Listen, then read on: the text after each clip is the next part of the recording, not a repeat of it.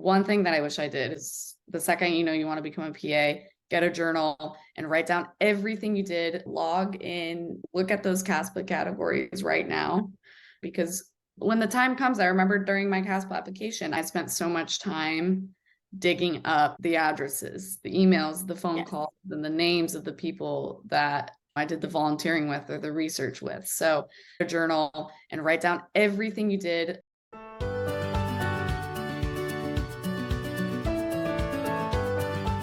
We'll jump in, tell us a little bit about yourself and your background, and then we'll go from there. My name is Nina Wojtowicz. I am 25 years old, and I am a current first-year PA student at Nova Southeastern University in Fort Lauderdale. I'm originally from Chicago, but I came to the University of Miami, where I received my bachelor in public health, as well as my master of public health. And my research for my master's included sexual health promotion and disease prevention. And my experience for PA school included a scribe and a medical assistant in vascular surgery. Here I am trying to merge the two worlds together and try to start a career for myself. Cool. Yeah, I definitely want to hear more about your background and how you got into some of that. When you went into school, were you pre-PA or is that something you kind of figured out along the way? So fortunately, I knew I wanted to become a PA. Okay. Around the age of 13, 14. High school, I didn't really stress about it. College, I went to UM and I figured I would find like-minded students like myself, but there was actually no pre-PA club at UM. So then I took it upon myself to start it.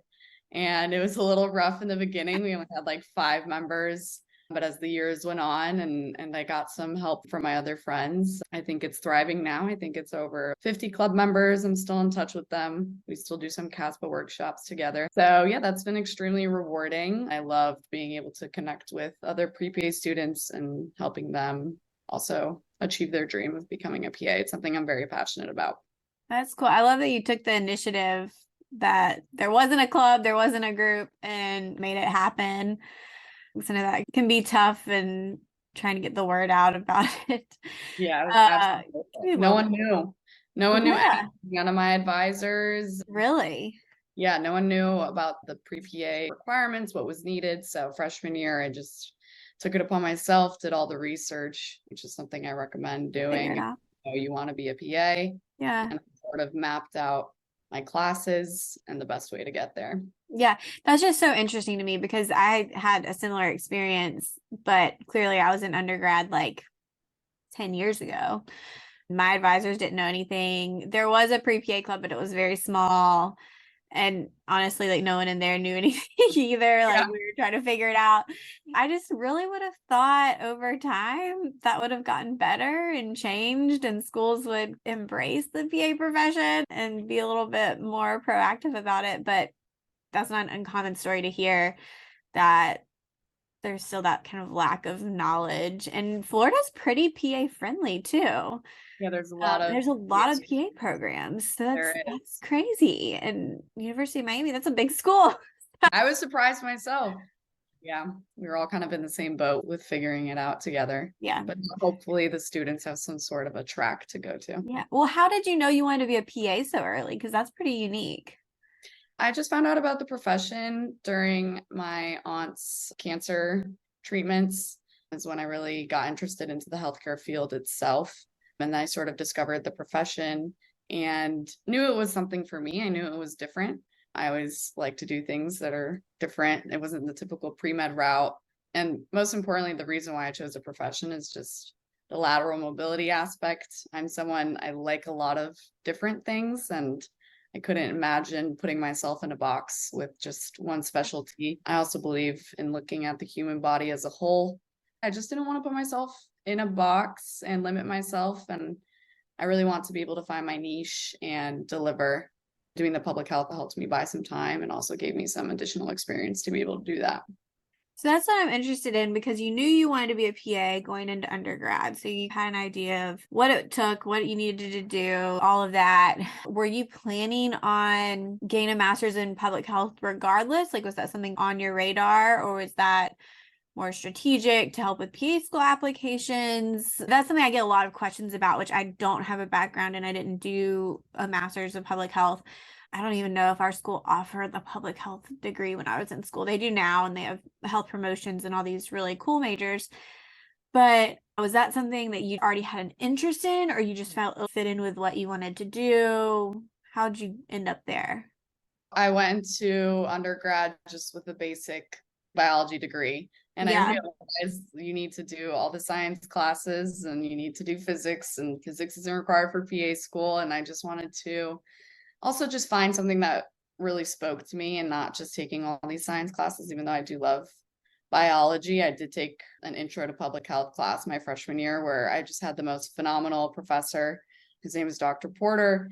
I actually ended up doing my research with him for over 4 years. So we have a really great relationship. And he was really the one who made me fall in love with public health. Not only was he just a great professor, he was really passionate. And I realized it's just the perfect little mini intro or precursor to the healthcare profession. You learn everything about health promotion and disease prevention. You learn about risk factors. You get a little bit of snippets of each disease. You get the more administrative background of things. You understand how clinical trials work. You take a lot of, for my master's, statistic classes. So it just gives you that edge. You also do a lot of digging in medical literature, which just helps me stay up to date and use and practice evidence-based medicine. How I ended up in my master's was I obviously switched my major immediately to the public health major, which was the best decision I've ever made. Junior year, someone came into class promoting a 4+1 program that the school had. You took master's classes your senior year of undergrad, and that way you just had to stay an extra year to finish out the degree. And I figured I love public health. I'm so passionate about it. And it would also buy me some more time to gain experience and to gain clinical hours. So it was pretty much just an extra year of school. But I figured that it was two birds, one stone. I would be getting a master's degree, enjoying it because it is something that I love. At the same time, I'll buy myself more time to just get more patient care hours and just to add stuff to the resume, to my application. And then, yeah, I took a gap year after that. I applied and then waited the year to hear back. But that's when I worked as the medical assistant, which I also loved and which was eye-opening. But yeah, that's my experience in public health. It's a great bridge. Great bridge, exactly. I would recommend it to anyone. Yeah, there's a reason that PA schools have a combined MPH program. A lot of those things that you mentioned are things that you don't necessarily get in undergrad from a straight biology major.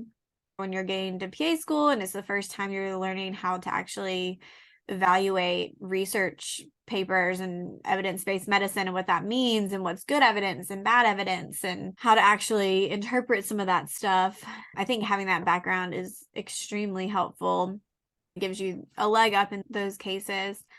All right. So when you did your master's program, you decided to take a gap year. Any regrets about your gap year?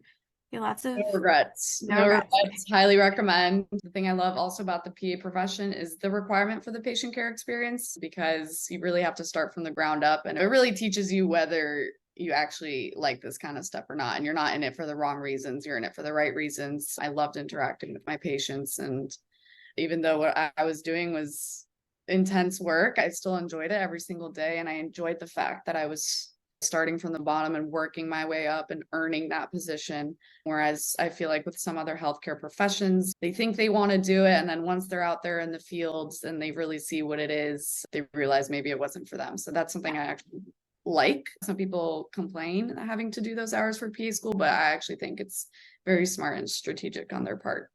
I agree. And taking a gap year, I've never had anyone say that they regretted it. But people ask a lot, should I do it? Should I not? But it gives you a lot of good dedicated time to get ready for PA school while you're applying. What was your process in researching PA programs? Did you have your heart set on something, or were you looking around for different stuff? What was your priority list? As I mentioned, right when I got into college, I immediately researched the schools I would be interested. They were mostly Illinois schools since I was from Chicago, and then Florida schools since I was going to school down here. But I did want to stay in Florida. So yeah, I looked up the different requirements. They all have their little special different requirements. I made sure I fulfilled those requirements during my undergrad year. And then when it came to actually applying, I just had to look more at the detailed stuff. Some schools already were requiring the PA CAT and not the GRE, so those were automatically off my list. But in terms of choosing a school, I didn't have my heart set on anything. I just wanted to get in. But down here, Nova does have a very good reputation, and especially the location being in Fort Lauderdale. This is somewhere where I want to stay and spend the rest of my life. Networking for me is very important, reputation. So when I go out on the rotations in August, hopefully I'll make some connections that are going to help me in the future. Because from what I've heard, it doesn't really matter where you go to PA school. It matters who you know, just kind of like in any other profession in this world. So yeah, that was my number one driver and motivator is to say somewhere local, but I just wanted to get in and just go to PA school. How many schools did you apply to? I applied to 12 schools. I remember listening to your podcast years ago, and I think you said the average applicant applies to 7 schools. So I was like, let's double that. Let's double our chances. I applied to 12 schools. I interviewed at 6, and then I got into 3 of them. But I will say I did use the PA platform for looking through my CASPA application and helping with my personal statement. And it was amazing. And I also did the mock interviews with you guys. And so I recommend you to everyone. And it was actually a huge, huge, huge help getting into school. Well, thank you for the recommendation. And absolutely happy to help. But, it's crazy when I work with people because I look at their application and I'm like, oh my gosh, y'all are such good applicants. Like, you don't need me. You're going to get in. It's just the process. There's so much involved. Even when you've known it's what you want to do and you've researched, it's just a lot. It's a lot of moving. And it helps to have that person who has been through it to go through it with you and just double check everything with you, because it's nice to have friends and family, but they're like, you're gonna get in, you'll be fine. And I just remember how unhelpful I felt like that felt, because I was like, you don't know what I'm going through. No one gets it unless you're going through it. Is right. Yep. Yeah. So I'm glad we were able to help. Absolutely. Do you feel like your public health background, did that come up at all? Do you think that was something that made you stand out on your applications? Yeah, absolutely. That's something I also recommend. I like to mentor pre-PA students through the pre-PA club at UM. And so that is something I recommend, is just doing something that makes you stand out. I do recommend being a well-rounded applicant as much as you can, filling out all those categories in CASPA the best that you can. But more importantly, it's just something that makes you stand out. So I think my over 2,000 hours of research and my master of public health and the presentations I did and the publications I had really helped me stand out as an applicant, especially now talking to the admissions director and him letting me know that. So it is something that I do really recommend. If you have another passion, I say go for it, because they don't want the cookie cutter stuff. They really don't. And they really, really look at your application as a whole. So very happy that I did what I did. But it was also I was just following my gut and following my passion. It wasn't like a strategy to get into PA school. But you weren't just checking a box. Exactly. It felt right. And I enjoyed the process. And here we are now. So I feel like a lot of people get in the mindset of feeling like they need to rush the process and feeling like I have to do all this stuff all at once. I have to do my patient care while I'm getting my degree, and I have to do XYZ and check the boxes and all this, which I get. We want to speed it up as much as possible, but in the long run, you're probably looking at a 1 to 2 year difference. It's not going to have that big of an effect, and it may have a more positive effect and make you a better PA student or a better PA if you just take that time and go a little bit more slowly. It's hard to communicate that sometimes to people who are like, no, I want it now. Like, we got to make this happen. I know, So I feel like the way you did it was very smart and very well thought out, and probably just showed a lot of maturity as an applicant. to the programs? I try to tell my mentees just to enjoy undergrad, enjoy your life. And if it's meant to be, it'll be. That's something, fortunately, I'm good with, is just letting the process take its course and just hanging out along for the ride. So you said you got into 3 programs. How did you decide between programs? Just the location. They were all That was South your main thing. Florida. Yeah, they were all South Florida programs, and I chose the one closest to my new home, Fort Lauderdale. Nice. Did you do anything to prepare before PA school? No, and I don't recommend anyone does, because there's nothing that's going to You prepare can't. you. Yeah. Enjoy your summer break, enjoy your gap year, whatever it is, because you are signing away your life for a solid 12 to 15 months. And Yeah. it was a very hard adjustment in the beginning. I'm not going to lie. I just found my flow in January after starting last May. It really happened when I actually started prioritizing my mental and physical health. Everything else seemed to follow after that. You just need to surrender in the beginning. I just thought my old undergrad habits would carry me through, but they absolutely don't. And so the longer you fight that, the harder it's going to be. So you just need to surrender and do a little bit each day. Try not to procrastinate. You're already that 2% of students that applied and got in. Like, you deserve to be there. They know you can handle it. Yeah. No need to prep, and there's no need to stress during school. Like, it's all going to work out. No, I would say, if anything, what you mentioned, one thing I wish I got into more of a routine, just like a self-care routine before PA school, so that I could have maintained that. Like, okay, let me get a routine going, and then I can continue that and just go into PA school, which who knows if that would have worked. Probably not, but it's a nice thought. For me, the COVID pandemic, actually, at first I thought it would hurt me, but at the end it benefited me. I was supposed to apply the year that COVID hit, but I wasn't getting my hours anymore. I didn't shadow as much as I wanted to. So I just kind of took that year to slow down and really up my mental and physical health and build a foundation. And if it weren't for that, honestly, I would be off my rocker right now. You know, everything happens for a reason. I remember CASPA even had a COVID paragraph describing how it impacted your application process. Well, how has PA school been so far? Is it what you expected? Is it harder? What have you found to get you through didactic?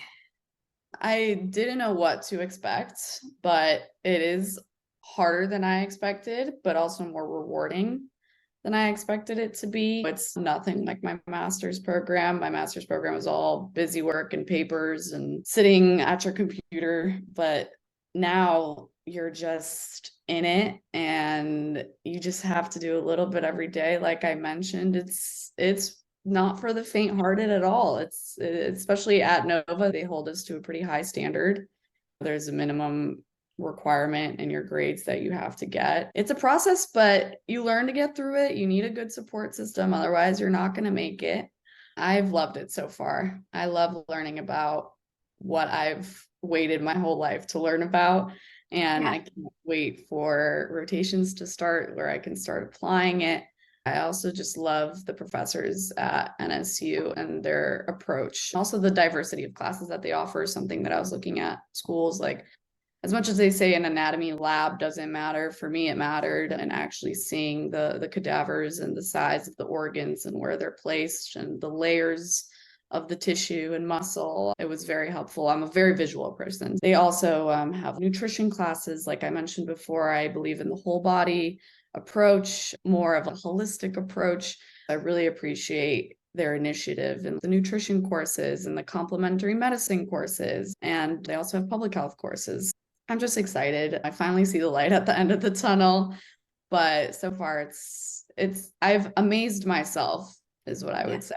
It changes you as a person, but in the best way possible. Yeah, it makes you figure a lot of stuff out pretty quickly. And it goes by very fast. Is there a specific area you see yourself ending up in as far as when you graduate and work as a PA? Or are you open-minded right now? I'm open-minded. I love the aspect that I can just change a specialty but I am biased in the fact that I like vascular surgery, but Interesting. I did work in it for a few years, and either plastic surgery or vascular surgery, something along those lines. But I think the surgical route for sure. But we'll see what regulations they're coming up. My mind can always change. Yeah, see where you end up. Yeah. Well, hearing your advice is very helpful and hopefully encourages people that are maybe trying to decide on their path or feeling overwhelmed by trying to do everything right now, that you can take a step back and take it one step at a time and you'll get there. Like you said, it'll work out if it's meant to be. You had great success in your application cycle, which says a lot about all the work you did and put in before you applied. It does, but there is one thing that I wish I did. Oh, what is it? Every pre-PA out there, and it's to keep a journal. Keep a journal of everything you do, log in, look at those CASPA categories right now, and log those hours for yourself. Log every volunteering you did, because when the time comes, I remember during my CASPA application, I spent so much time, and I applied late in the cycle. I applied in early June, I think late May, which is considered late, or at least I was told by some admissions. But anyway, I spent so much time digging up the addresses, the emails, the phone calls, and the names of the people that I did the volunteering with or the research with. So the one thing that I wish I did is, the second you want to become a PA, get a journal and write down everything you did. I even wrote down the categories so that people can know, but it includes any teaching experience, any shadowing experience, volunteering, leadership, healthcare, non-healthcare work, as well as like awards, honors, publications, certifications, licenses. Just write it all down. Anything that you think is pertaining to the application process, like just start researching it now and just write it down, because it's going to save you so much time when it comes to the application process. Yes, that is a great tip. That's what I tell when I talk to pre-PA clubs about people just starting out, like a freshman. After you shadow, make a note on your phone, like do something, have a Google Doc, write it down where you have all of it. It gives you that library to go back to, which helps with your application, but also your essays, because you'll be trying to think of patient encounters and what you've seen, and it is hard to just recall it. Yeah, it took a second. So that's the one thing that I wish I did, but that's great advice. Well, we will definitely pass that on, and hopefully everyone takes all of your wonderful advice and takes it to heart.